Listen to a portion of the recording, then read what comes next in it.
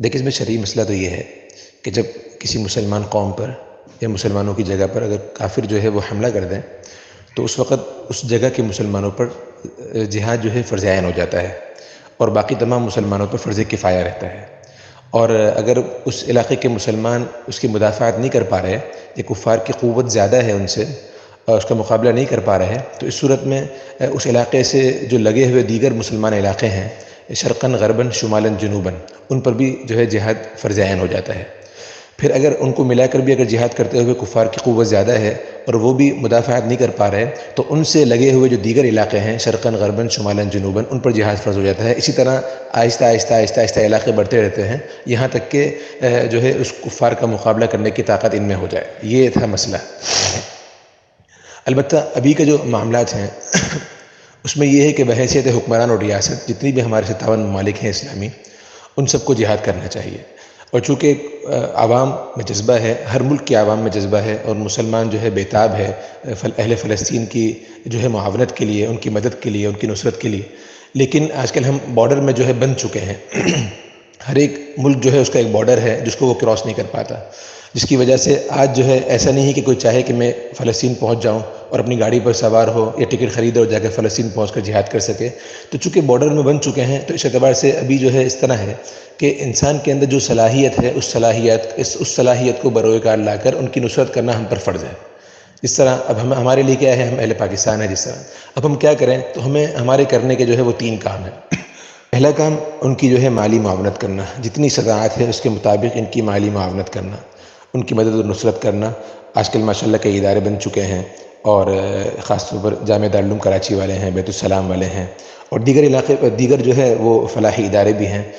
جن پر ہمیں اعتبار ہے اور ہم ان سے کام کر سکتے ہیں۔ اور میں پہلے بھی عرض کر چکا ہوں کہ ضروری نہیں ہے کہ یہیں سے جو ہے راشن بھر کے دوائیاں بھر کے بھیجی جائیں، چونکہ بین الاقوامی معاملہ ہے اور آن لائن ٹرانزیکشن بھی ہوتی ہے، یہاں سے پیسے جو ہے بھیج دیے جاتے ہیں مختلف علاقوں میں، ترکی میں، مصر وغیرہ میں جو ان کے لنک میں ہوتے ہیں، اور وہاں سے خریداری کر کے بھی لوگ پہنچاتے ہیں چیزیں، یہ ترتیب بھی ہوتی ہے۔ لہٰذا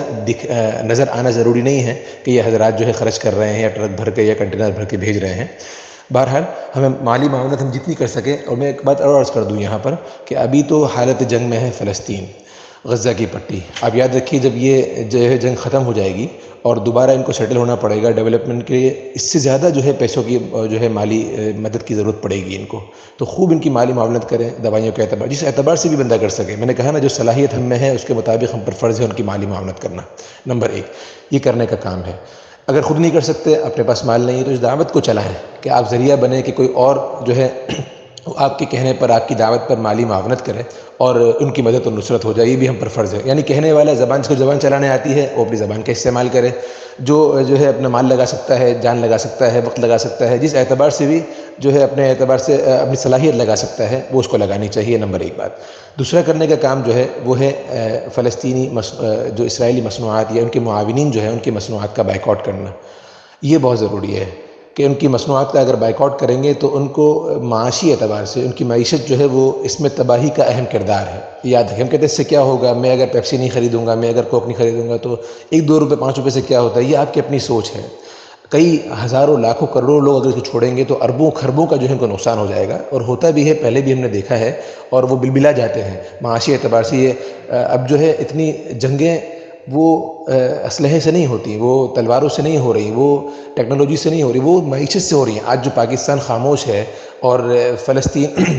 کی مدد کے لیے قوت کے اعتبار سے فوج کو استعمال کیوں نہیں کر رہا، میں یہ سمجھتا ہوں کہ انہوں نے پاکستان کو معاشی اعتبار سے غلام بنا لیا۔ آج بھی پاکستان جو ہے IMF کا مقروض ہے، اور پھر ان کو امریکہ کی گود میں جانا ہے، پھر ان کو جو ہے اسرائیل کے پاؤں چاٹنے ہیں، ان کو پیسے چاہیے، کیونکہ انہوں نے معاشی طور پر ہمیں شکست دے دی ہے، ہم شکست خوردہ قوم ہے۔ تو ہر جنگ جو ہے وہ اسلحے سے نہیں ہوتی، بہت سی جنگیں معاشی طور پر بھی جیتی جاتی ہیں، معاشی طور پر جنگیں بھی ہوتی ہیں، تو ہم بائیکاٹ کر کے یہ معاشی جنگ جو ہے ان سے کریں اور مکمل بائیکاٹ کریں۔ اچھا، یہاں پر بعض لوگ ایک سوال کرتے ہیں کہ اگر ہم نے میک ڈونلڈس کا اور ان کے جتنا بھی یونیلیور ہے، یہ جتنے بھی پروڈکٹ ان کے ہیں ان کا بائیکاٹ کریں گے تو مسلمانوں کو بھی نقصان ہوگا، چونکہ کئی مسلمان ان کمپنیز میں جاب کرتے ہیں، ان کی ملازمت کا کیا ہوگا؟ تو ایک بات سمجھ لیجئے، یہ دینی اصول بھی ہے اور دنیاوی اصول بھی ہے اور انسانی غیرت کا تقاضا بھی ہے کہ جب دو نقصان انسان کو ہو رہے ہوتے ہیں کسی جگہ سے، تو انسان وہ راستہ اختیار کرتا ہے جس میں نقصان کم ہو۔ اس کو پتہ یہ 2 راستے ہیں اور دونوں میں نقصان ہے۔ ایک میں زیادہ نقصان ہے اور ایک میں کم نقصان ہے، تو ہمیشہ وہ اس راستے کو چنتا ہے جس میں نقصان کم ہوتا ہے۔ یہ دینی اصول بھی ہے اور دنیاوی اصول بھی ہے۔ تو اب یہاں پر اگر ہم بائیکاٹ کرتے ہیں تو یہاں دو نقصان ہیں، ایک تو ان مسلمانوں کا نقصان ہے جن کی جاب جاری ہے، ملازمت جاری ہے، یعنی مالی نقصان ہے، اور اگر ہم بائیکاٹ نہیں کرتے تو اس صورت میں جانی نقصان ہے جو اہل فلسطین کا ہو رہا ہے۔ تو جان کا نقصان مال کے نقصان سے زیادہ بڑا نقصان ہے، تو ہم چھوٹے نقصان کو برداشت کریں گے، اور اگر کچھ ملازمتیں چلی جاتی ہیں تو ہمیں یہ نقصان برداشت کرنا پڑے گا، ہمیں یہ قربانی دینی پڑے گی۔ یہ چھوٹی قربانی ہے بنسبت اس قربانی سے جو وہ جان کی دے رہے ہیں اہل فلسطین۔ یہ دو کام کرنے کے، اور تیسرا کام جو کرنے کا ہے وہ دعا ہے۔ یاد رکھیے دعا جو ہے عبادت کا مغز ہے اور جاندار ہے۔ ہم دعا کا نام لیتے ہیں تو دعا کا مطلب یہ نہیں ہوتا کہ ہم بحال کہیں اللہ اہل فلسطین کی مدد فرما آمین ثم آمین، ختم نہیں۔ دعا تو کڑھن کے ساتھ ہوتی ہے، غم کے ساتھ ہوتی ہے، تکلیف کے ساتھ ہوتی ہے۔ کس کو اندر کی تکلیف لگی ہوئی ہے؟ آپ خود سوچیں، ایک طرح تصور کریں، اللہ نہ کرے ہمارے گھروں پر حملے ہو جائیں، ہمارے بچے چلے جائیں، ہماری بیوی، ہماری ماں، ہمارے باپ، ہمارے بھائی بہن شہید ہونے لگے، اس وقت جو دعا جس کڑھن سے ہم کریں گے، آیا ہم نے اہل فلسطین کے لیے اس کڑھن سے دعا کی؟ کروڑوں لوگ آج دعا کر رہے ہیں اہل فلسطین کے لیے، لیکن قبول نہیں ہو رہی، تو ہم سرسری دعا کر رہے ہیں۔ دعا کا مطلب سرسری الفاظ کا استعمال نہیں، بلکہ دل کے کڑھن سے تکلیف، اپنی تکلیف، ان کی تکلیف کو اپنی تکلیف سمجھ کر اللہ سے مانگنا۔ رات کو اٹھ کر 2 رکعت پڑھ کر ہر نماز کے بعد دعا قبول ہوتی ہے، کڑھن سے مانگنا،